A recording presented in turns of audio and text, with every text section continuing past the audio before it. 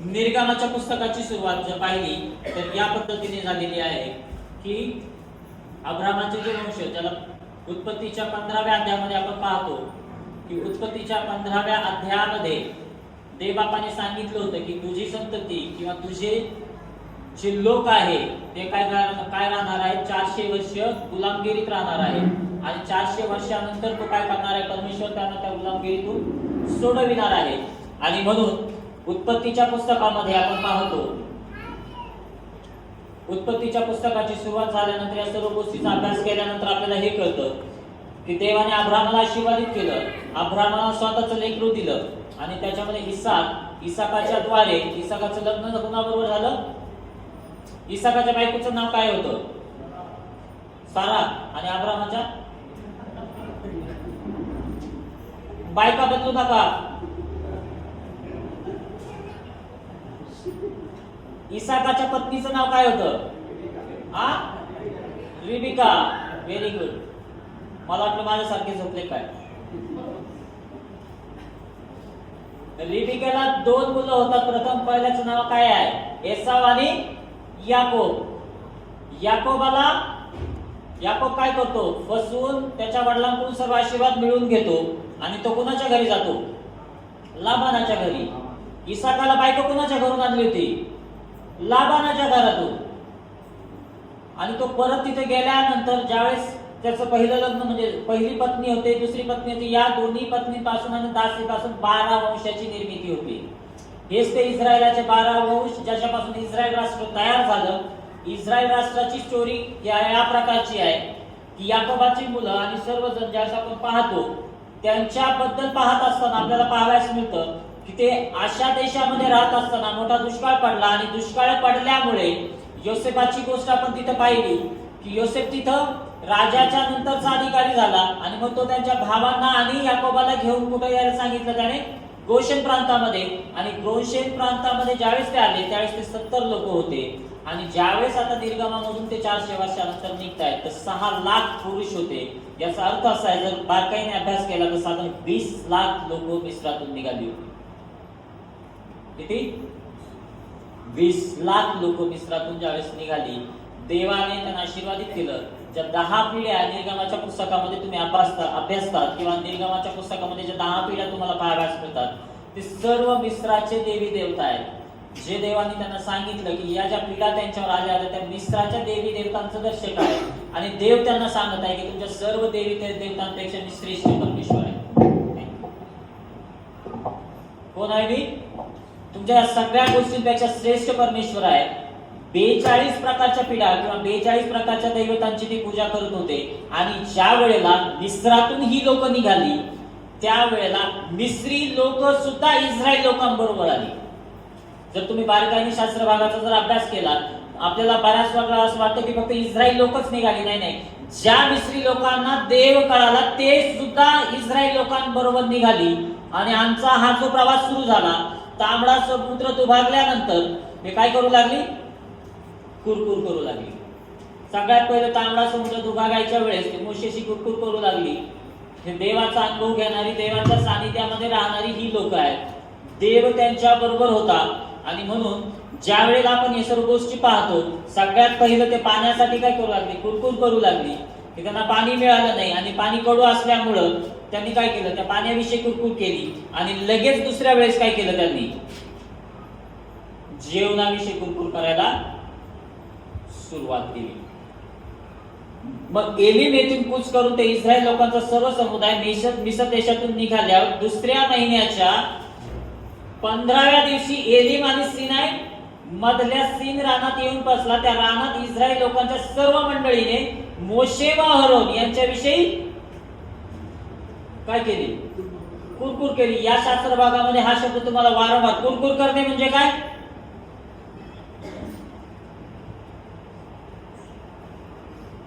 कुरकुर करणे म्हणजे काय?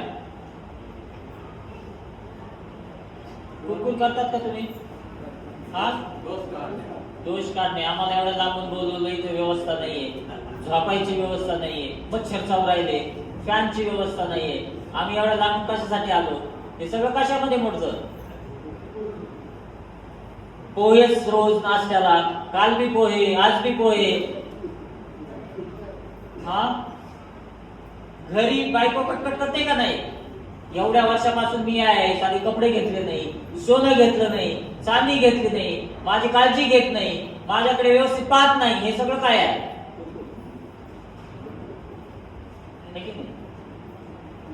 घरी सगळं काही चांगलं असताना आपण ज्यावेळेस सगळ्या गोष्टी असल्यानंतर आपण ज्यावेळेस त्या विरोधात बोलायला सुरुवात करतो त्याचा अर्थ होतो कुरकुर.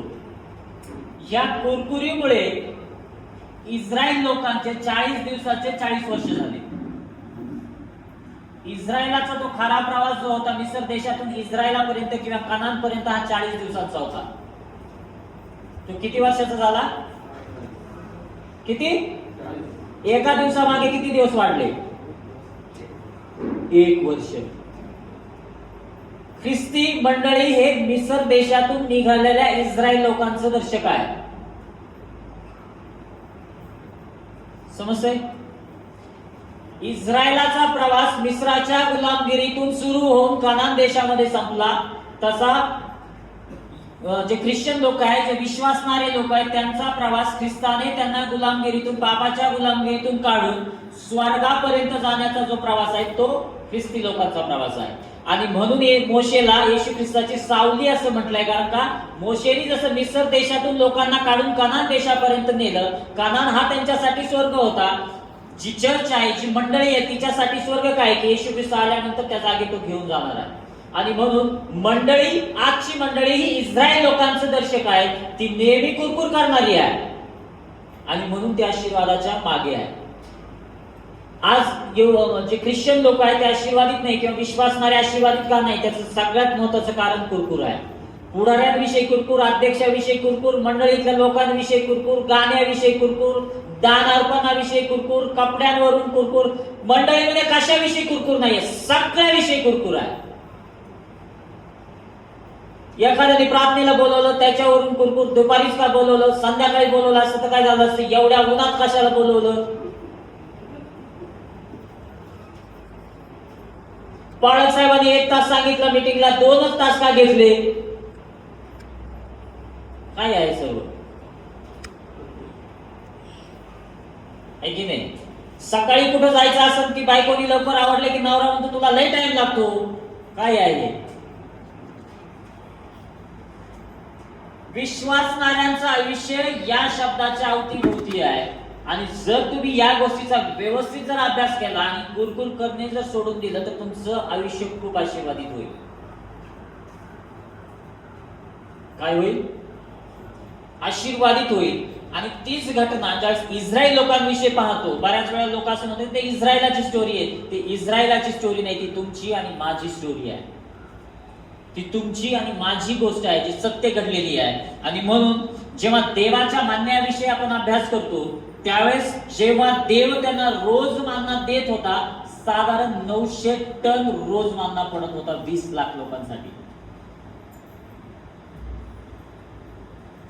किती? 8,16,466 किलो. 20 लाख लोकांसाठी एवढा मानना पडत होता रोज. किती वर्ष? कसं असेल ते? रोज आकाशातून काय पडत होता आणि तरी लोक काय करत होते पहा. त्यानंतर आपण ज्यावेळेस पाहतो 88,000 लिटर पाणी रोज त्यांना प्यायला पाहिजे होतं एका काळात. देव एवढं पाणी, एवढं सर्व काही त्यांना काय करत होता? पुरवत होता. आणि म्हणून या वचनाचा अभ्यास करत असताना काही अद्भुत गोष्टी ज्या देवबापांनी मला शिकवल्या त्या या आहे की सर्व मंडळीने मोशे व अहरोन यांच्याविषयी कुरकुर केली. इस्रायल लोक त्यांना म्हणू लागले की आम्ही मिस्र देशात माणसाच्या भांड्याभोवती बसून भरपूर जेवित होतो, तेव्हा आम्हाला परमेश्वराच्या हातून मरण आले असते तर पुरवले असते. हे शब्द आपल्या रोजच्या जीवनातले असं नाही वाटत तुम्हाला? मी गेलोच नसतो तर काय झालं असतं? बरं, पायांचा हाडा मी होते म्हणून टिकले. मी लग्नच नसलं केलं तर माझ्या आई बापाच्या घरी कसे होते? सुखी होते. ऐकले की नाही शब्द तुम्ही? तुमच्या रोजच्या जीवनामध्ये बघा, इस्रायल लोक काय करताय? त्यांच्या जुन्या स्वभावाकडे वारंवार वळत आहे. हा त्यांचा जुना स्वभाव आहे. देव त्यांच्या बरोबर आहे, देव त्यांच्या संगती आहे, देव त्यांना सर्व काही पुरवत आहे, सर्व गोष्टी आहेत. पण त्यांचं लक्ष कुठे आहे? अजून बी मिस्रामध्ये आहे. लोटाच्या बायकोचं लक्ष कुठे होतं? देवाने एवढ्या साऱ्या लोकांमधून लोटाचं कुटुंब वाचवलं, पण त्याच्या बायकोचं लक्ष कुठे होतं? जुन्या स्वभावाकडे.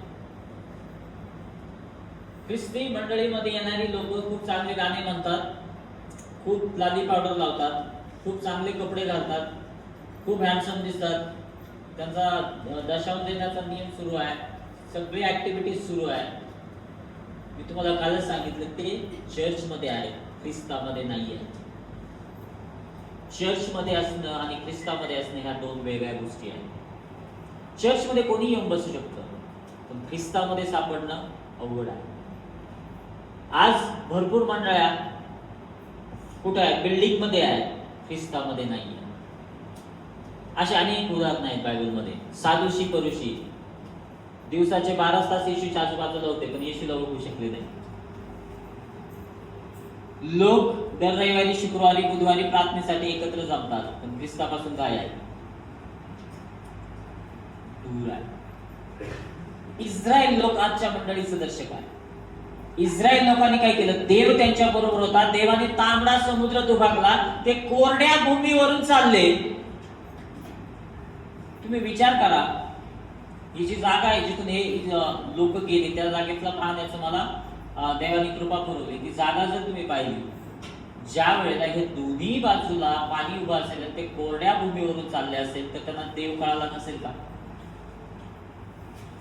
देवाने 10 पिढ्या पाठवल्या, त्या 10 पिढ्यांमधून इस्रायल लोकांना वाचवलं, तेव्हा त्यांना देव कळाला नसेल का? मिस्राचा प्रत्येक पहिला व्यक्ती मरण पावला, तेव्हा त्यांना देव समजला नसेल का? देवाने त्यांना मृत्यूमधून सोडून त्यांना वाचवलं, तांबडा समुद्रात उभारला, पाणी पुरवलं, त्यांना देव समजला नसेल का? सेम स्टोरी मंडळांची आहे. आणि पुढे जर तुम्ही अभ्यास केला तर तेव्हा मोशे 10 आज्ञा आणण्यासाठी गेला, तेव्हा त्यांनी पाप केला आणि देवाने 23,000 लोक एका दिवसात मारून टाकले. आणि म्हणून इथं त्याचा स्वभाव जो आहे तो म्हणजे की आम्ही मांसाच्या भांड्याभोवतीपासून भरपूर जेवित होतो, तेव्हा आम्हाला परमेश्वराच्या हातून मरण आले असते तर पुरवले असते, पण या सर्व समुदायाला उपासाने मारावे म्हणून तुम्ही आम्हाला या रानात आणले आहे. कुणाविषयी बोलत आहे? मोशे आणि अहरोनला. काय म्हणत आहे? की आम्ही तिथं मेलो असतो देवाच्या हातून तर काय झालं असतो? म्हणजे आम्ही 400 वर्षाची जी गुलामी केली ती आमच्यासाठी काय होती? कसले लोक आहेत तुम्ही विचार करा ना, की आम्ही 400 वर्षाची गुलामी करत आहे, ती आमच्यासाठी कशी आहे? हेच ते ख्रिस्ती लोक, हेच ते विश्वासणारे आहेत, जे जावळ्याच्या रविवारी म्हणत आहे होसाना होसाना, देवाच्या नावाने येणारा आशीर्वादित असो, नाही का? तू आमचा राजा आहेस. त्यांच्यासाठी कपडे टाकले, गाढव सजवलं, सगळ्या काही गोष्टी केल्या, डहाळ्या तोडल्या आणि ख्रिस्तासमोर काय करत आहे? होसाना होसाना, देवाच्या नावाने येणारा, प्रभूच्या नावाने येणारा आशीर्वादित असो. आणि येशू ख्रिस्त संध्याकाळी यरूशलेमला पोहोचले, त्यांच्याजवळ कोणीच नव्हतं, सगळे कुठे गेले होते? यरूशलेम त्यांना घरी घेऊन जायला पण कोणी नव्हतं, म्हणून असं सांगितलं तिथं की त्याला बेथानीच जावं लागलं, 8 किलोमीटर बेथानी. हेच ते लोक जे रविवारी होसाना होसा म्हणत होते, ते शुक्रवारी म्हणत होते याला वधस्तंभावर खिळा. हेच लोक आहेत ते यरूशलेम मध्ये येशू ख्रिस्ताला नाचत गाजवत घेऊन जाणारे. काय म्हणाले शुक्रवारी? याला वधस्तंभावर खिळा आणि आमच्यासाठी बाराबाला सोडा. इस्रायल लोकांचं दर्शक आहे. काय आहे की त्यांना सर्व काही माहीत असताना ते म्हणाले मोशे आणि अहरोनला, आम्हाला उपवासाने मारावे म्हणून तुम्ही आम्हाला रानात आणले आहे काय? तेव्हा परमेश्वराने मोशेला म्हटले, पहा मी आकाशातून तुम्हासाठी अन्नवृष्टी करीन आणि लोकांनी बाहेर जाऊन एका दिवसाला पुरेल इतका जमा करावे. काय म्हटलं देवाने? सगळ्यात पहिली गोष्ट आज्ञा पाळण्याविषयी देव काय सांगत आहे? की मी जो मानना किंवा जे अन्न त्यांना देत आहे त्यांनी किती जमा करावे? एका दिवसाला पुरेल. यावरून ते माझ्या नियमाप्रमाणे चालतात किंवा नाही याविषयी मी त्यांची परीक्षा पाहिल. 6व्या दिवशी जे काही ते जमा करून शिजवतील ते इतर दिवशी जमा करतील त्याच्या दुप्पट असावे. मोशे व अहरोन सर्व इस्रायल लोकांना म्हणाले, परमेश्वरानेच तुम्हाला, काय म्हणताय मोशे अहरोन काय म्हणताय, परमेश्वरानेच तुम्हाला मिस्र देशातून आणले हे तुम्हाला संध्याकाळी. मोशे आणि अहरोन म्हणत नाही की आम्ही आणले तुम्हाला. मंडळ्या कोणत्या पालकाच्या, रेव्हरंडच्या, बिशपच्या संस्थेच्या अंतर्गत कधी नव्हत्या, त्या कधी नसणार आहेत, त्या ख्रिस्ताच्या आहेत. मोशे आणि अहरोन काय म्हणते की आम्ही तुम्हाला इथपर्यंत आणलं नाही. आम्ही कोणी आणलाय? परमेश्वरानेच तुम्हाला इथपर्यंत आणलाय. आणि तुम्हाला संध्याकाळी काय दिसेल की देव तुम्हाला देवाने आणलं हे संध्याकाळी तुम्हाला कळून येईल. आणि सकाळी तुम्ही परमेश्वराचे तेज पाहाल. कारण परमेश्वराविरुद्ध तुम्ही काय केली आहे? कुरकुर करीत आहात. ती त्याने ऐकली आहे. आम्ही असे कोण की तुम्ही आम्हाविषयी. मोशे आणि अहरोन म्हणत आहे की आम्ही कोणीच नाही आहे. आम्ही कोण आहोत? सर्वसाधारण लोक आहोत, तुमच्यासारखेच आहोत. आणि तुमची आमच्या विषयीची जी कुरकुर आहे ती योग्य नाहीये. मोशे म्हणाला, परमेश्वर तुम्हाला संध्याकाळी मांस खायला देईल. काय खायला देईल? मांस खायला देईल. कारण तुम्ही परमेश्वराविरुद्ध जी कुरकुर करीत आहात ती त्याने ऐकली आहे. तुमचे कुरकुरणे आम्हा विरुद्ध नव्हे तर परमेश्वराच्या विरोधात आहे. मोशे अहरोनाला म्हणाला, इस्रायल लोकांच्या सर्व मंडळीला सांग की तुम्ही परमेश्वरासमोर या, कारण त्याने तुमची कुरकुर ऐकली आहे. अहरोन इस्रायलाच्या सर्व मंडळीशी बोलत असतात त्यांनी रानाकडे नजर फिरवली. तो ढगात परमेश्वराचे तेज त्यांना दिसले. परमेश्वर मोशेला म्हणाला, इस्रायल लोकांची कुरकुर मी ऐकली आहे. त्यांना सांग की संध्याकाळी तुम्ही मांस खाल आणि सकाळी पोटभर भाकरी खाल, म्हणजे मी तुमचा देव परमेश्वर आहे हे तुम्ही जाणार. देव काय करताय? त्यांची भेट घेत आहे या सर्वाद्वारे. आणि म्हणून मला तुम्हाला सांगू द्या प्रियानो की देव जो आहे तो त्यांना सांगत आहे, मीच तुमच्या पूर्वजांचा देव आहे. मी अब्रामाचा देव, मी इसाकाचा देव, मी याकोबाचा देव आणि मी तुम्हाला निर्माण केलेला देव आहे. आणि म्हणून मला तुम्हाला सांगू द्या की मी तोच परमेश्वर आहे ज्याने काय केलंय? आदाम हवेला निर्माण केले आहे. जो नोहा बरोबर होता, जो अब्रामा बरोबर होता, जो इसाका बरोबर होता, जो याकोबा बरोबर होता, जो योसेफा बरोबर होता, जो मोशे बरोबर आहे, तो मी तुमच्या पूर्वजांचा देव आहे हे तुम्हाला काय होईल? समजून येईल. संध्याकाळी असे झाले की लावे येऊन सर्व छावणीवर पसरले आणि सकाळी छावणीच्या सभोवती दव पडले. हे पडलेले दव सुकून गेले. तेव्हा त्यांनी रानातील सर्व भूमीवर खवल्यासारखे हिमकणा एवढे बारीक कण पसरलेले नजरेस पडले. इस्रायल लोक ते पाहून एकमेकास म्हणाले, हे काय आहे? कारण ते काय आहे हे त्यांना माहित नव्हते. मोशे त्यांना म्हणाला, परमेश्वराने तुम्हाला खायला दिले आहे ते हेच. कसले आशीर्वादित लोक आहे की त्यांना पृथ्वीवरचं अन्न नाही भेटलं. कुठलं अन्न भेटलं? स्वर्गातलं अन्न भेटलं. आणि ते काय आहे पुढे? देवाने म्हटले, परमेश्वराने आज्ञा केली की तीही की प्रत्येकाने आपापल्या आहाराप्रमाणे हे गोळा करावे. ज्याच्या त्याच्या डेऱ्यात जितकी माणसे असतील तितक्यांसाठी, म्हणजे आपापल्या माणसांच्या संख्येप्रमाणे प्रत्येकी एक एक ओमरभर जमा करावे. ओमरभर साधारण 3.5 ते 4 किलो गोळा केले. त्यांनी ओमरच्या मापाने मापून पाहिले. तेव्हा ज्यांनी फार गोळा केले होते त्यांचे देव बघा कसं काम करत आहे त्यांच्यावर. ज्यांनी जास्त कमवलं त्यांचं काय झालं नाही. तुम्ही तुमच्या आयुष्यामध्ये जेवढी संपत्ती, जेवढं काही कमवत आहात ना, सगळं काही जे काही ओढायचा वरवडायचा प्रयत्न करता ना, ही इस्रायलाचं दर्शक आहे. ते इस्रायल लोकांना देवाने सांगितलं होतं की एका दिवसाला पुरेल एवढं काय आहे? पुरेसं आहे. कारण मी तुमचा मेंढपाळ आहे, मी तुम्हाला स्वर्गातून पुरवणारा परमेश्वर आहे. पण यांनी काय केलं? त्यांच्या गरजेपेक्षा जास्त गोळा केलं, पण ते काय भरलं नाही, जास्त भरलं नाही. आणि तसेच ज्यांनी थोडे गोळा केले होते त्यांचे काही कमी भरले. कसा परमेश्वर काम करत असेल त्यांचा विचार करा तुम्ही. मोशेने त्यांना सांगितले की कोणी यापैकी काही एक सकाळपर्यंत ठेवू नये. तथापि त्यांच्यापैकी कित्येकांनी मोशेचे न ऐकता त्यातले काही सकाळपर्यंत. कोणाचं दर्शक आहे?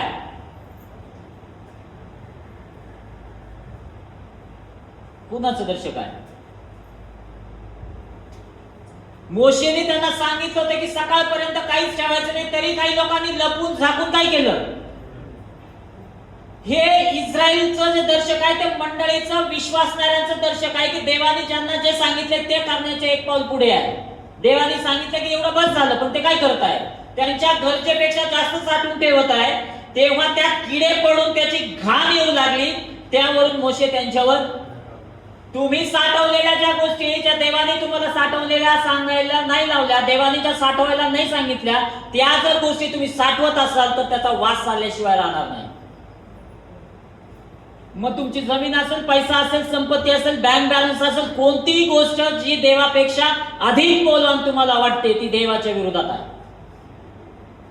मोशेने देवाच्या आज्ञेप्रमाणे त्यांना सांगितलं की बाबा तुम्हाला रोज भेटणार आहे, तरी यांनी काय केलं? विश्वासणारे प्रार्थना काय करतात की आजची रोजची भाकर आज आम्हास देव देतो की नाही? देव तुमच्या गरजा भागवास समर्थ आहे. तुम्ही उत्पत्तीच्या पुस्तकापासून वाचायला सुरुवात करा. देवाची मनुष्यासाठी नेहमी चांगली योजना आहे आणि मनुष्याने नेहमी माती खाल्ली आहे. माती खाणे वाक्प्रचार माहिती आहे? देवाच्या विरोधात जाणे. आदाम हवेला फळ खायला सांगितलं नाही, फळ खाल्लं. फळ खाल्ल्यानंतर देवापासून लपले, अंजिराची वस्त्र बनवले, देवाकडे योजना चामड्याच्या वस्त्राची होती. काईन हबेलाचं उदाहरण पहा तुम्ही. त्यांच्याकडे देवाकडे चांगली योजना होती, काईनाने हबेलाला मारलं. आदाम हवेचं पाप तुम्हाला काईनामध्ये दिसून येईल आणि काईनामधलं पाप तुम्हाला सगळ्यांमध्ये दिसून येईल. अब्रामाला देवाने सांगितलं होतं की बाबा तुला तुझ्या संततीपासून काय होईल? अब्रामाने दुसरी बायको केली आणि इश्माएलाचा जन्म झाला. तुम्ही प्रत्येक कॅरेक्टरचा अभ्यास करा. देवाच्या पुढे जाण्याचा प्रयत्न करतायत लोक. हीच गोष्ट इस्रायलामध्ये पाहाव्यास मिळते. हीच लोक मंडळांमध्ये पाहाव्यास मिळतात की देवाने सांगितलेल्या आज्ञेच्या बाहेर जाऊन काहीतरी करायचं. त्याच्यामुळे मंडळांमध्ये भांडण आहे, कुरकुर आहे, विरोध आहे. मंडळांमध्ये देवाच्या आत्म्याचं कार्य थांबलं आहे. मंडळ्या कुपोषित होण्याचं एकमेव कारण आहे देवाच्या वाणीकडे लक्ष न देणे. कुपोषित अंगणवाडीमध्ये कोणी काम केलं का? कुपोषित कुणाला म्हणतात? कुपोषित कोणाला म्हणतात? ज्यांचं व्यवस्थित पोषण झालेलं नाहीये. मंडळांची स्थिती आज अशी आहे. कशी आहे की त्यांना सगळ्या गोष्टी भेटत आहेत पण देवाचं वचन त्यांच्यापर्यंत पोहोचत नाही. त्याच्यामुळे ते कुपोषित झाले. आणि ही जबाबदारी तुमची आहे की त्यांना देवाच्या वचनापर्यंत पोहोचवणे. देवाने त्यांना सांगितलं होतं की एक दिवसापर्यंत, सकाळपर्यंत काहीच ठेवू नका. पण त्यांनी काय केलं? ठेवलं. त्यावरून मोशे त्यांच्यावर रागवला. ह्या प्रकारे ते नित्य सकाळी आपल्या आहाराप्रमाणे ते काय करत होते? गोळा करीत होते. आणि उन्हाचा ताप वाढला म्हणजे ते वितळून जाईल. 6व्या दिवशी त्यांनी दुप्पट म्हणजे प्रत्येक माणसी 2 ओमर गोळा केले. तेव्हा त्या मंडळीच्या सर्व सरदारांनी मोशेकडे येऊन त्यांना कळवले. तो त्यांना म्हणाला, परमेश्वराचे सांगणे असे आहे की उद्या 20व्याचा दिवस परमेश्वराचा पवित्र शब्बात आहे. तुम्हाला भाजावायचे ते भाजा आणि शिजवायचे ते शिजवा आणि जे काही उरेल ते आपापल्यासाठी सकाळपर्यंत ठेवा. मोशेने त्यांना सांगितल्याप्रमाणे त्यांनी ते सकाळपर्यंत ठेवले. पण त्याची घाण सुटली. आदल्या दिवशी साठवलं तर काय झालं? आणि दुसऱ्या दिवशी साठवायला सांगितलं तर काय झालं? घाण सुटली. देवाच्या आज्ञा पाळाल तर हा आशीर्वाद तुम्हाला मिळेल. मोशेने त्यांना सांगितल्याप्रमाणे त्यांनी ते सकाळपर्यंत ठेवले पण त्याची घाण सुटली नाही किंवा त्यात किडे पडले नाहीत. मग मोशे म्हणाला, ते आज खा, कारण आज परमेश्वराचा शब्बात आहे. आज रानात ते तुम्हाला मिळवायचे नाही. 6 दिवस तुम्ही ते गोळा करावे. 7वा दिवस शब्बात आहे. त्या दिवशी काहीही एक मिळणार नाही किंवा नसणार. तरीही 7व्या दिवशी ते गोळा करण्यासाठी काही लोक बाहेर गेले. कसले लोक असतील? हे जगचं चित्र आहे. हे मंडळांचं चित्र आहे की आदल्या दिवशी मोशेने त्यांना सांगितलं होतं की उद्या काही गोळा करायला जायचं नाहीये. मान्य कारण उद्या मान्य भेटणार. पण हे लोक काय झाले? तरी पण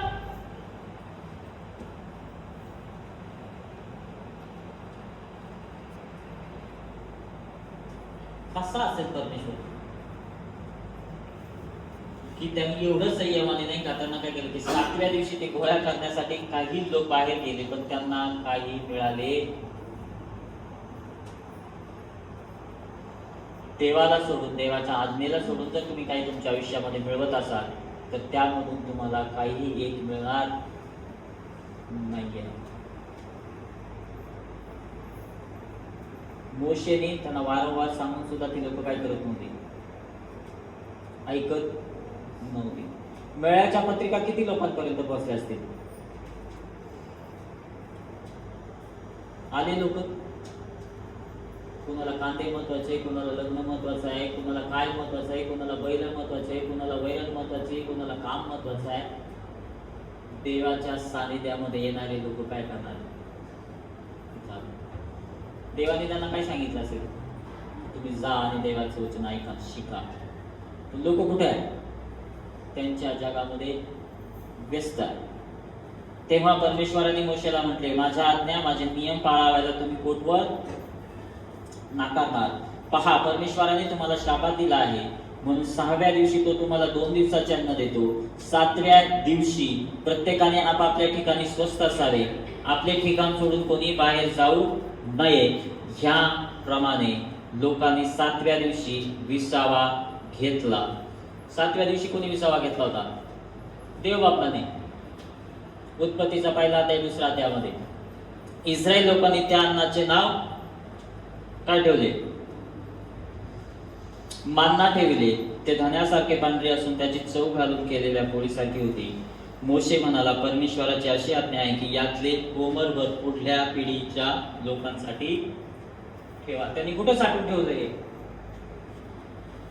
आर्क ऑफ द कव्हनंट, कराराचा कोश. त्याच्यामध्ये ज्या गोष्टी सापडतात त्याच्यामध्ये ही एक गोष्ट तुम्हाला सापडते, ती काय आहे?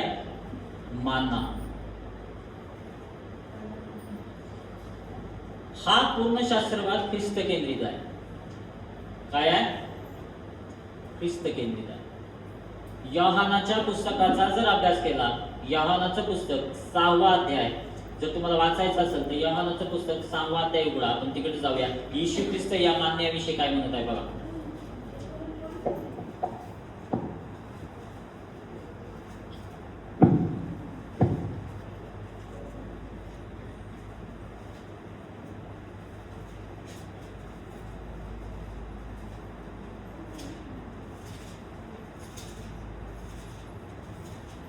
सहावा अध्याय कशाविषयी शिकवतो? 5 भाकरी 2 मासे.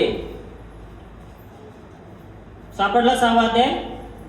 येशू ख्रिस्त इथं 5 भाकरी 2 माशांविषयी शिकवत नाहीये. बऱ्याच वेळेला शिकवताना बरेच लोक 5 भाकरी 2 मासे, 5 भाकरी 2 मासे, पण येशू ख्रिस्त इथं कशाविषयी शिकवताय पहा. याच्यामध्ये तो काय म्हणत आहे बघा. 31वा वचन, 6वा अध्याय 31वा वचन बघा काय म्हणत आहे. वाचा कोणतरी.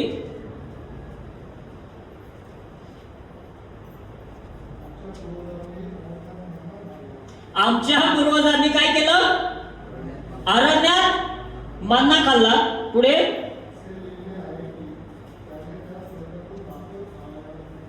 स्वर्गातून त्यांना भाकर खावयास दिली. पुढे वाचा साहेब. हा,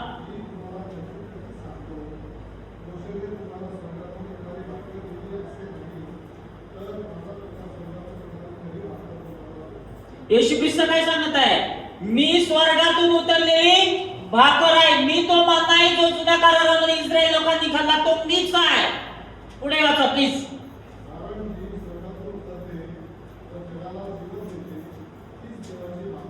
कोण आहे? काय म्हणता येशू ख्रिस्त? कारण जी स्वर्गातून उतरते व जगाला जीवन देते तीच देवाची.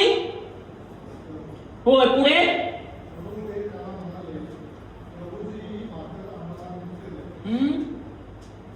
येशू त्यांना म्हणाला, काय म्हणाले येशू ख्रिस्त? मीच जीवनाची भाकर आहे. जुन्या करारामध्ये इस्रायल लोकांनी जो मन्ना खाल्ला त्यापेक्षा मी कसा आहे? श्रेष्ठ आहे. त्यांनी ती भाकर खाल्ली. मी तुमच्यासाठी स्वर्गातून उतरलेली जिवंत भाकर आहे. जितक्यांदा तुम्ही मला खाता व पिता माझ्या स्मरणार्थ हे करा. आणि म्हणून तो म्हणाला की जो माझ्याकडे येतो त्याला कधीही भूक. येशू ख्रिस्त काय सांगत आहे? मी सार्वकालिक जीवनाची भाकर आहे. आणि पुढे ते म्हणतात आणि जो माझ्यावर विश्वास ठेवतो त्याला कधीही तहान लागणार. कारण इस्रायल लोक कशासाठी भांडत होते? पाणी आणि भाकर, पाणी आणि भाकर. परंतु तुम्ही मला पाहिले असताही विश्वास ठेवीत नाही. असे मी तुम्हाला सांगितले. पिता जे मला देतो ते सर्व माझ्याकडे येईल आणि जो माझ्याकडे येतो त्याला मुळीच घालून देणार नाही. तर ज्याने मला पाठवले त्याच्या इच्छेप्रमाणे करावं म्हणून मी स्वर्गातून उतरलो आहे. इस्रायल लोक जे मन्ना खात होते ते ख्रिस्ताचं दर्शक आहे. कुणाचं दर्शक आहे? प्रभू येशू ख्रिस्ताचं जुन्या करारामध्ये दर्शक आहे. आणि म्हणून येशू ख्रिस्त म्हणत आहेत आणि ज्याने मला पाठवले त्याची हीच इच्छा आहे की त्याने ते सर्व मला दिले आहे त्यातून मी काही हरवू नये, तर शेवटच्या दिवशी मी ते उठवावे. माझ्या पित्याची इच्छा हीच आहे की जो कोणी पुत्राला पाहून त्याचा विश्वास ठेवतो त्याला सार्वकालिक जीवन प्राप्त व्हावे. त्याला मीच शेवटच्या दिवशी उठवीन. मी स्वर्गातून उतरलेली भाकर आहे असे तो म्हणाला. म्हणून यहुदी त्याच्याविषयी काय म्हणले? कुरकुर करू लागले. 52 वचनापासून पुढे. तेव्हा यहुदी आपसांमध्ये वितंडवाद करू लागले व म्हणू लागले की हा आपला देह आम्हाला खावायस कसा देऊ शकतो? यावर येशू त्यांना म्हणाला मी तुम्हाला खचित खचित सांगतो तुम्ही मनुष्याच्या पुत्राचा देह खाल्ला नाही व रक्त प्याला नाही तर तुम्हामध्ये जीवन नाही. जो माझा देह खातो व रक्त पितो त्याला सार्वकालिक जीवन प्राप्त झाले आहे. मीच त्याला शेवटच्या दिवशी उठवीन. कारण माझा देह खरे खाद्य व माझे रक्त खरे पेय आहे. जो माझा देह खातो व माझे रक्त पितो तो माझ्यामध्ये राहतो व मी त्याच्यामध्ये राहतो. जसे जिवंत पित्याने मला पाठवले आणि जसा पित्यामुळे मी जगतो तसे जो मला खातो तोही माझ्यामुळे जगेल. स्वर्गातून उतरलेली भाकर कोण आहे? हीच होय. तुमच्या पूर्वजांनी भाकर खाल्ली तरी ते काय झाले? मेले. हे तसे नाही. ही भाकर जो खातो तो सर्व काळ जगेल. किती काळ जगेल? येशू ख्रिस्त तुमच्यासाठी आणि माझ्यासाठी मागणार आहे. त्यांनी 2 गोष्टी खाल्ल्या, एक भाकर आणि मांस. मांस दिलं की नाही देवाने त्यांना रोज? कुणाचं दर्शक आहे? येशू ख्रिस्त आहे. सांगत आहे की भाकर आणि रक्त खाल्ल्याशिवाय तुम्हाला स्वर्गाच्या राज्यात काही नाही आहे, प्रवेश नाही. कुणाचं दर्शक आहे? ख्रिस्ताचं दर्शक आहे. आणि म्हणून त्यांनी म्हटलं की पुढील दिवसासाठी ठेवा. तेव्हा मोशे अहरोनाला म्हणाला एक पात्र घेऊन या, त्यात ओमरभर अन्ना घाल, मन्ना घाल. तेच पुढल्या पिढ्यांसाठी परमेश्वरासमोर राखून ठेवायचं आहे. परमेश्वराने मोशेला आज्ञा केल्याप्रमाणे ते जतन करावे म्हणून साक्ष्यपटासमोर अहरोनाने ठेवले. इस्रायल लोक वस्ती असलेल्या देशात जाऊन पोहोचेपर्यंत 40 वर्ष मन्ना खात होते. कनान देशाच्या सरहद्दीपर्यंत जाऊन पोहोचेपर्यंत ते मन्ना खात होते. 40 वर्ष देव त्यांच्यामध्ये वस्ती करत होता. किती वर्ष? 40 वर्ष रोज त्यांची देव भेट घेत होता. पण त्यांचं लक्ष कुठं होतं? त्यांचं लक्ष फक्त पोटाकडे होतं की आमचं पोट कसं भरेल. कुठं होतं? आमचं पोट कसं भरेल, आमचं मांस खाऊन देह कसा तृप्त होईल इकडे लक्ष होतं. पण जो देव त्यांची रोज मानण्याच्या रूपाने, मांसाच्या रूपाने, मेघस्तंभाच्या रूपाने, अग्निस्तंभाच्या रूपाने भेट होत होता त्याकडे त्यांचं काय नव्हतं, लक्ष नव्हतं. प्रिय मंडळांची स्थिती या प्रकारची आहे. देव रोज त्यांची भेट घेतोय पण त्यांचं लक्ष कुठे आहे? फक्त 5 भाकरी 2 मासे खायला मिळतात तेवढं खायचं, हात पुसायचे आणि काय करायचं? घरी जायचं. 5 भाकरी 2 मासे खाऊन लोक किती राहिले? 5000 पुरुषांनी ते खाल्ल्या. बाकी किती लोक उरले? काय झाले? 5000 लोक निघून गेले. शिष्य उरले. शिष्यांपैकी प्रत्येकाच्या डोक्यावर एक टोपली, 12 टोपल्या उरल्या. प्रिय असे अनेक विश्वासणारे जे ख्रिस्ताला फक्त स्वार्थासाठी शोधत आहे, येशू ख्रिस्ताने 10 दुष्टांना आरोग्य दिलं, किती आले परत? एकच. 9 कुठे गेले? तुम्ही चर्च मध्ये, मंडळामध्ये देवाला भेटायला जाताय की तुमचं चांगलं व्हावं म्हणून मंडळीत जाता? तुम्ही का ख्रिस्ताच्या मागे जातात? का त्याला शोधतात? तुमचं आणि ख्रिस्ताचं नातं काय आहे? फक्त मांना खाण्यापुरतं, मांस खाण्यापुरतं आहे का? का त्या पलीकडचं तुमचं ख्रिस्ताबद्दल नातं आहे? 5 भाकरी 2 माशाच्या तिथे एक सुंदर शब्द वापरलाय. येशूने केलेले चिन्ह चमत्कार त्यांनी पाहिले म्हणून ते येशूच्या मागे जात होते. तुम्ही का येशूच्या मागे जात आहात? तुमची शेती चांगली व्हावी, तुमचं घर चांगलं व्हावं, नोकरी चांगली व्हावी, सगळ्या गोष्टी चांगली व्हावी यासाठी ख्रिस्ताला शोधत असाल तर तुम्ही चुकीचा ख्रिस्त शोधत आहात. मी कालच्या संदेशामध्ये सांगितलं होतं लूक शुभवर्तमानामध्ये, तर काय सांगत आहे येशू ख्रिस्त? तुमचा प्रकाश हा अंधार तर नाही ना, हे पहा. तुम्ही ज्या प्रकाशात चालत आहात तो अंधाराचं प्रतीक आहे तर तपासा. मंडळ्या ज्या प्रकाशामध्ये चालल्या आहात त्या ख्रिस्ताचा प्रकाश आहे का हे तपासा. तो ख्रिस्ताचा प्रकाश नाही तर तो अंधार आहे. कारण अंधारात चालणारा माणूस कुठे चाललाय हे त्याला समजत नाही, आणि जो प्रकाशात राहतो त्याला माहिती आहे की तो कुठे चाललाय. प्रियानो, हा मान्ना असेल, पाणी असेल किंवा मांस असेल, हे ख्रिस्ताचं प्रतीक आहे. जुन्या करारामध्ये हे ख्रिस्ताचं दर्शक आहे. करिंथकारास पत्र, पहिले पत्र 10वा अध्याय त्यातले 1 ते 2 3 वचने कोणतरी वाचा प्लीज. पहिले करिंथकारास पत्र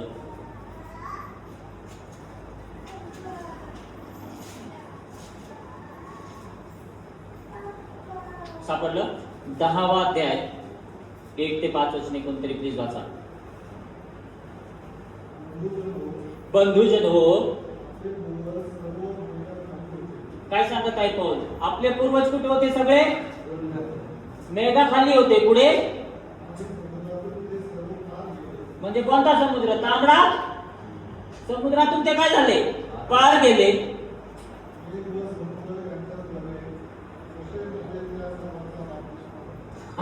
काय झाला? मेघ व समुद्र यांच्याद्वारे मोशेमध्ये त्या सर्वांचा काय झाला होता? जे बाप्तिस्मा घेतलेले त्यांच्यासाठी त्यांचा काय झाला होता? बाप्तिस्मा झाला होता. पुढे बाळासाहेब, त्या सर्वांनी एकाच प्रकारचे आध्यात्मिक अन्न सेवन केले आणि ते सर्व एकच आध्यात्मिक पाणी प्याले, कारण ते आपल्या मागून चालणाऱ्या आध्यात्मिक खडकातून पीत होते. कोण होतं? कोण होतं?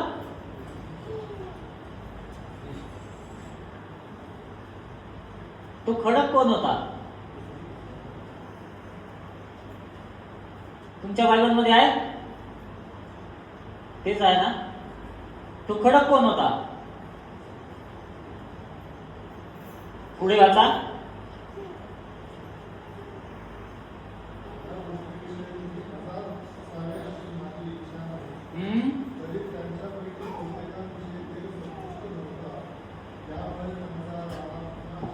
कुठे? जे बाप्तिस्मा पावलेले, ज्यांनी एकाच प्रकारचं आध्यात्मिक अन्न पिलं, एकाच प्रकारचं आध्यात्मिक पाणी पिलं, ते लोक आहेत ज्यांचा रानामध्ये काय झाला? ज्यांचा मेघ आणि समुद्राच्या मध्ये बाप्तिस्मा झाला, ज्यांनी आध्यात्मिक अन्न सगळं काही खाल्लं, पण ते शेवटी काय झाले? असे कित्येक लोक मंडळांमध्ये गच्चून भरलेले आहेत की ज्यांचा बाप्तिस्मा झालाय, जे रोज ख्रिस्ताचं आध्यात्मिक अन्न, आध्यात्मिक पाणी पित आहेत, पण ते कशासाठी आहे? देव त्यांच्याविषयी काय नाहीये संतुष्ट. कसला शास्त्र वागाया?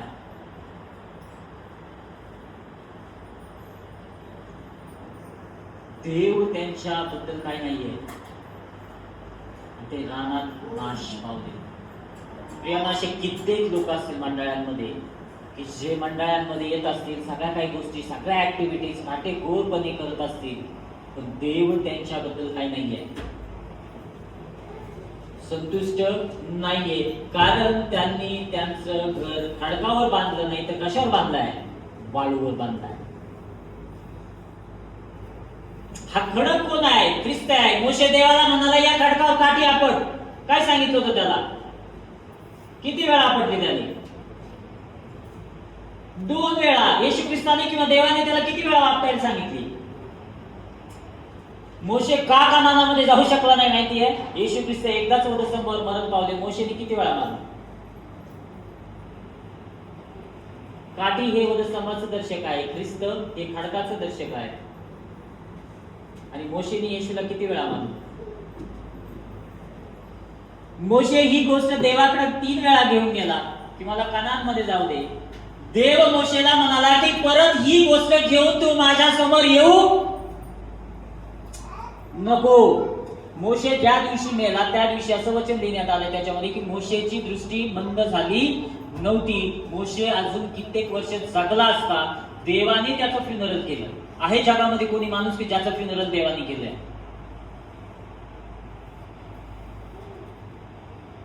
आहे कोणी? हा मोशे आहे जो ख्रिस्ताची सावली आहे. प्रियांनो, मला तुम्हाला एकच गोष्ट सांगू द्या, तुम्ही ज्या देवाच्या सानिध्यामध्ये चालत आहात त्याला तुमची काळजी आहे. तो तुम्हाला रोजची भाकर पुरवल्याशिवाय राहणार नाही. तो आकाशातील पक्ष्यांना चिमण्यांना जर पुरवेल तर तो तुम्हाला पुरवणार नाही का? ख्रिस्ताला सोडून तुमच्या आयुष्यामध्ये कोणतीही गोष्ट आशीर्वादाची होऊ शकत नाही. ज्या दिवशी ख्रिस्त तुमच्याकडून सुटला त्या दिवसापासून तुमची उलटी गिनती सुरू झाली. येशू ख्रिस्त 12 वर्षाचे असताना मंदिरात गेले. मंदिरात गेल्यानंतर त्याचे आई वडील त्याला घेऊन गेले. ते मंदिरामध्ये वादविवाद करत असताना त्याचे आई वडील किती दिवसाची वाट चालून परत आले होते माहितीये? किती दिवसाची वाट चालून आले? 3.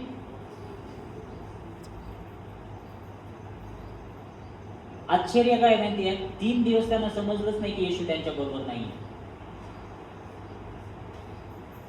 किती दिवस? 3 दिवस त्यांना हे समजलंच नाही की ज्या येशूला ते मंदिरामध्ये घेऊन गेले, ज्या येशूला ते मंदिरामध्ये सोडून आले, त्या येशू बद्दल मी बोलतोय की 3 दिवसाची, 4 दिवसाची, 2 दिवसाची वाट चालून ते काय झाले? निघून गेले. त्यांना समजलंच नाही की येशू त्यांच्या बरोबर नाहीये. परत कुणाला यावं लागलं? कुणाला शोधावं लागलं? येशू त्यांना शोधायला गेले? कोण शोधायला गेलं? आई वडिलांना जावं लागलं, येशूला शोधावं लागलं. त्याच प्रकारे मंडळातील लोक जे धार्मिक असतील, जे सगळे असतील, त्यांनी येशूला कुठेतरी सोडून दिले आणि काही वर्षाची वाट चालून ते पुढे गेले. त्यांना काय करणं गरजेचं आहे? मागे येऊन जिथे येशूला सोडलं परत त्याला जॉईन होणं गरजेचं आहे. पुष्कळ वर्षाची वाट चालून मंडळ्या पुढे गेल्यात आणि येशू ख्रिस्त तिथेच आहे. इस्रायल लोकांनी काय केलं? तीच गोष्ट केली. मंडळांची स्थिती का खराब आहे? कारण मंडळांमध्ये ख्रिस्त नाहीये. संत पौल म्हणतो मी तर वधस्तंभावरील ख्रिस्त गाजवतो कारण त्याच्यामध्ये सामर्थ्य आहे. वधस्तंभाशिवाय सोडून मला कुठल्याही गोष्टीचा अभिमान नाहीये. मंडळांमध्ये सर्व आहे पण वधस्तंभावर खेळलेला ख्रिस्त नाहीये, त्याची वचनं नाहीये, बाकी सर्व आहे. तुम्ही कोणताही विषय मंडळांमध्ये मांडा त्यांना माहिती आहे, पण वधस्तंभावर खेळलेल्या ख्रिस्ताविषयी तुम्ही जर विचारलं तर ते थांबतील, कारण त्यांना त्या वधस्तंभावर खेळलेल्या ख्रिस्ताविषयी माहित नाहीये. बाकी सर्व गोष्टीचं नॉलेज आहे. कारण का? हा ख्रिस्त लोकांना मूर्खपणाचा वाटतो आणि तारण पावलेल्यांसाठी तो कसा आहे? सामर्थ्य आहे. प्रियांनो, तुम्ही आणि ख्रिस्त रोज चालत आहात. तो रोज तुम्हाला मन्ना पुरवत आहे, रोज तुम्हाला मांस पुरवत आहे. तुमचं त्याच्याकडे लक्ष आहे का? मंडळांचं येशू ख्रिस्ताकडे लक्ष आहे का? मंडळ्या खुर्च्यांच्या मागे आहेत. मंडळ्या दान गोळा करणे, पैसा गोळा करणे, मंडळ्या बिल्डिंग कशी बांधता येईल, आमचं कसं चांगलं होईल, या सगळ्यांच्या मागे चालल्यात. ख्रिस्ताचं वचन त्यांच्यामध्ये भरपूर राहावं याकडे कोणाचंच लक्ष नाही आहे. कलसेकरास पत्रामध्ये तो म्हणतो देवाचं वचन, ख्रिस्ताचं वचन तुमच्यामध्ये कसं असो, भरपूर असो, त्याकडे कुणाचंही लक्ष नाहीये. बाकी सगळ्या प्रकारच्या गोष्टी मंडळांना कशा आहेत, अविष्य आहेत मंडळा सगळ्या गोष्टी करण्यासाठी. ही मंडळांची दशा आणि दिशा आहे. आणि म्हणून देवाचे फक्त असं म्हणतात की मंडळा केव्हाच्याच मरून गेल्यात, आता मंडळांमध्ये जे उरले ते फक्त सांगाडे आहेत. मंडळांमधला जिवंतपणा, मंडळामध्ये देवाच्या आत्म्याचं कार्य केव्हाच काय झालंय, थांबलंय, संपलंय. आता मंडळा फक्त मनोरंजनाचं काम करत आहे. प्रियानो, ही खूप मोठी शोकांतिका आहे. तुम्हाला ख्रिस्ताकडे वळावं लागेल, कारण तो तुमचा काय आहे, प्रकाश आहे. तो इस्रायल लोकांना जर 40 वर्ष त्यांच्या अंगावरचे कपडे इरले नाही, त्यांच्या पायातील पाया खराब झाल्या नाही, त्यांना जर तो 40 वर्ष त्या रानामध्ये सांभाळू शकतो, तर तो तुमचं आयुष्यभर तुम्हाला सांभाळू शकत नाही का? 5 भाकरी 2 मासे खाऊन लोक तृप्त झाले. 5000 पुरुष, स्त्रिया किती असतील, लेकरं किती असतील, ते तृप्त झाले होते. आणि तृप्त झाल्यानंतर येशूने काय म्हटले माहितीये, रस्त्यावर पडलेल्या भाकरी काय करा. येशू ख्रिस्ताचं ते रस्त्यावर पडलेल्या भाकरीच्या तुकड्याकडे लक्ष आहे, तर तुमच्याकडे किती लक्ष असेल? कारण लोक खाऊन तृप्त झाले होते, त्या तुकड्यांचं काय केलं असतं? ख्रिस्त काय म्हणतात, त्या भाकरीच्या तुकड्यांना काय करा, गोळा करा. ते गोळा केले तेव्हा 12 टोपल्या भरल्या. प्रत्येक शिष्याच्या डोक्यावर एक असेल. फिलिप म्हणाला यांना किती रुपयाच्या भाकरी, 800 रुपयाच्या भाकरी पुरणार नाही. अंद्रिया म्हणाला की इथं एक लहानसं पोरग आहे, त्याच्याकडे 5 भाकरी 2 मासे आहे, परंतु इतक्या कशा पुरणार? आणि हाच चमत्कार तेव्हा येशूने केला. तेव्हा त्यांना समजलं की आपण त्याच्याबरोबर चालत आहोत तो कोण आहे, तो जीवनाची भाकर आहे, तो स्वर्गातून उतरलेला मान्ना आहे. प्रियांनो, मला माहित नाही तुमची आध्यात्मिक स्थिती कशी आहे, पण मला तुम्हाला सांगू द्या, येशू ख्रिस्त म्हणाले तुम्ही जर माझ्यामध्ये राहिलात तर तुम्ही फळ देऊ शकता. मी द्राक्षवेल आहे आणि तुम्ही फाटे आहात. मला सोडल्या तर तुम्हाला फळ येऊ शकत. ख्रिस्तामध्ये तुमचं मूळ असू द्या, ख्रिस्तामध्ये तुम्ही वाढणार आहात. ख्रिस्ताला सोडलं, विषय संपला. मनुष्याने संपूर्ण जग मिळवलं आणि स्वतःच्या आत्म्याचा नाश केला तर त्याला खायला. तुम्ही जर त्याचा पुढचा अध्याय वाचला, 17वा अध्याय, ते परत कुरकुर करायला लागले. 17वा अध्याय पाहतो, ते खडकातून पाणी मिळावं याविषयी काय करू लागले. 4थं वचन 17वा अध्याय, मोशेने परमेश्वराचा धावा करून म्हटले, ह्या लोकांचे मी काय करू, ह्या लोकांना मी काय करू, हे तर मला जवळजवळ दगडमार करायला काय आहे, काय आहे, तयार आहे. काय आहे, तयार आहे. देव मोशे बरोबर काम करत असताना, या सगळ्या गोष्टी होत असताना लोक मोशेच्या विरोधात नेहमी उभे राहिले, देवाच्या माणसाच्या विरोधात नेहमी उभे राहिले. आणि म्हणून योहान ज्यावेळेस नवीन करारामध्ये आला, त्यावेळेस योहानाने जो संदेश दिला, त्या संदेशामध्ये तो काय म्हणाला, अहो इस्रायल लोकांना तुम्ही कशाची पिल्ला आहात. काय म्हणाला योहान? एखाद्या पालकाने कधी असं मेसेज दिलेला ऐकलं का, अरे चर्चच्या लोकांना तुम्ही सापाची पिल्ला आहात. योहान काय म्हणताय, अरे इस्रायल लोकांना तुम्ही काय आहात, सापाची. तुम्ही तुमचा बाप कोण? कसला संदेश आहे योहानाचा? तुम्ही लबाड आणि लबाडाची गुन्हा, तुमचा बाप कोण आहे? कसला संदेश आहे की तुम्ही तुमचा बाप सैतान त्याची पिल्लावळा. इस्रायल लोक हे आजच्याच मंडळीचे लोक आहेत. त्यांचा स्वभाव सापासारखा होत आहे, ख्रिस्तासारखा नाही होत आहे. आणि म्हणून योहानाचा संदेश हा मंडळांसाठी आहे, सापाच्या पिल्लांनो काय व्हा, मागे व्हा. कसला संदेश आहे योहानाचा. आणि म्हणून ते योहानाला दगडमार करायला काय पाहत होते, मोशेला काय करत होते, दगडमार करायला पाहत होते. स्तेफनाला काय केला, कारण का जेव्हा स्तेफनाने संदेश दिला त्यांच्या मनामध्ये काय झाल्या, उकळ्या फुटल्या. मला माहिती तुमच्या मनामध्ये उकळ्या फुटल्या असतील, पण तुम्हाला आजूबाजूला दगड नाही आहेत मला मारायला.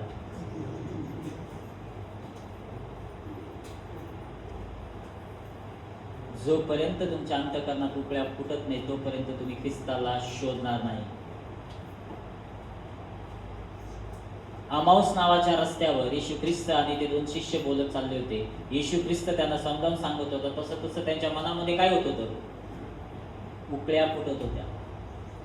आणि येशू ख्रिस्त म्हणाले, अहो अल्पबुद्धी हो, मी तुम्हा बरोबर असताना तुम्हाला सांगितलेली माझी वचने हीच आहेत की मोशेचे नियमशास्त्र, संदेष्टे आणि स्तोत्रे यात माझ्याविषयी जे काही लिहिले आहे ते पूर्ण होणे. येशू ख्रिस्त काय म्हणाले? मोशेच्या नियमशास्त्रात कोण आहे? ख्रिस्त आहे. उत्पत्ती, निर्गम, लेविय, गणना, अनुवाद कोणतेही पुस्तक वाचा, कोणत्याही अध्याय काढा, मी तुम्हाला तिथून ख्रिस्त शिकवेल. कारण ते ख्रिस्ताबद्दल शिकवतात. संदेशांची पुस्तकं जेवढी पण 16 पुस्तकं आहेत ती सगळी संदेशांची पुस्तकं ख्रिस्ताविषयी शिकवतात. कारण ख्रिस्त त्याच्यामध्ये आहे.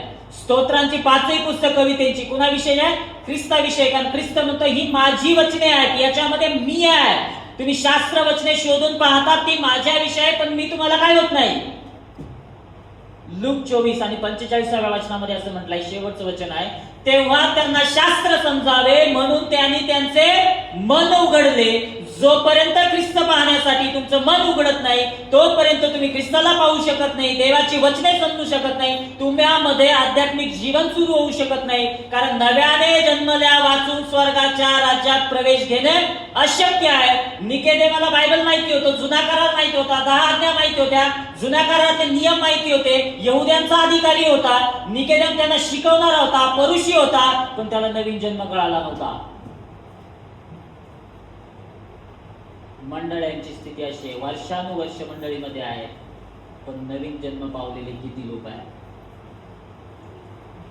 आणि म्हणून येशू ख्रिस्त म्हणाले, मनुष्याने संपूर्ण जग मिळवलं आणि स्वतःच्या आत्म्याचा नाश केला तर त्याला काय. शेवटचं उदाहरण घेऊया, संपूया. जगात सगळ्यात श्रेष्ठ राजा कोण होऊन गेला की ज्याने संपूर्ण जगावर ताबा मिळवला होता? कोण होता माहितीये? हा, कोण होता? आवाज नाही ते. हा, अलेक्झांडर. कशाने मेला माहितीये? हा,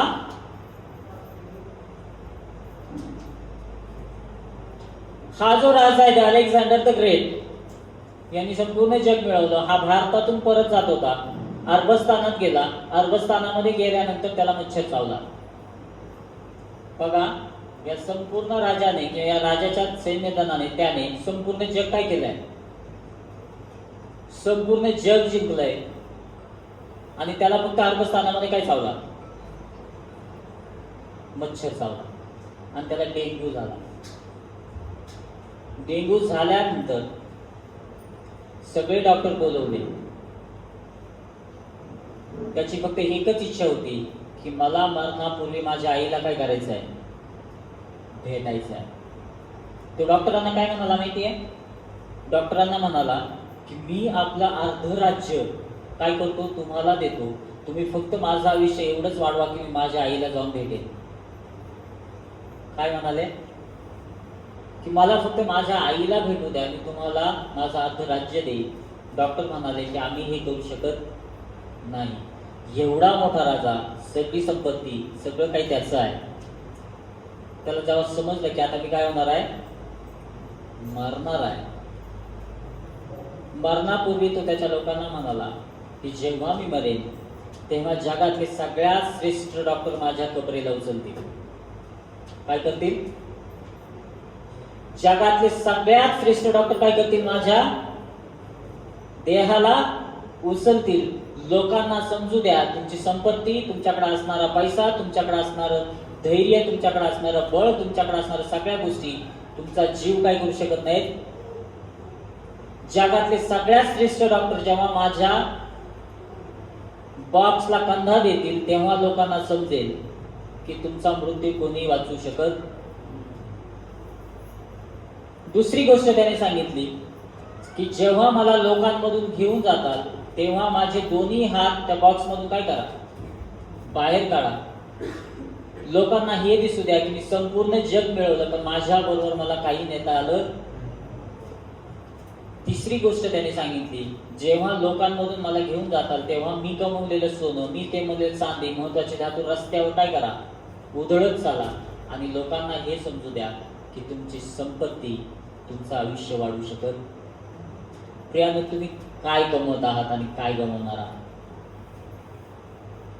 हा ख्रिस्त सार्वकालिक आहे, जो स्वर्गातून उतरलेला मान्ना आहे, जो स्वर्गातून उतरलेली भाकर आहे. येशू ख्रिस्त म्हणतात, जितक्यांदा तुम्ही ही भाकर खाता, जितक्यांदा हा प्याला पिता, तेव्हा माझ्या स्मरणार्थ हे करा की मी तुम्हासाठी स्वर्ग सोडला, या पृथ्वीवर आलो, तुमची सर्वांची पापं माझ्या स्वतःवर घेतली, त्याबद्दल संभाव मरण पावलो, काढलं गेलो, तिसऱ्या दिवशी जिवंत झालो, स्वर्गात घेतलं गेलो आणि मी तुम्हाला घ्यायला येणार आहे. देवाने जगावर एवढी प्रीती केली. कुणावर?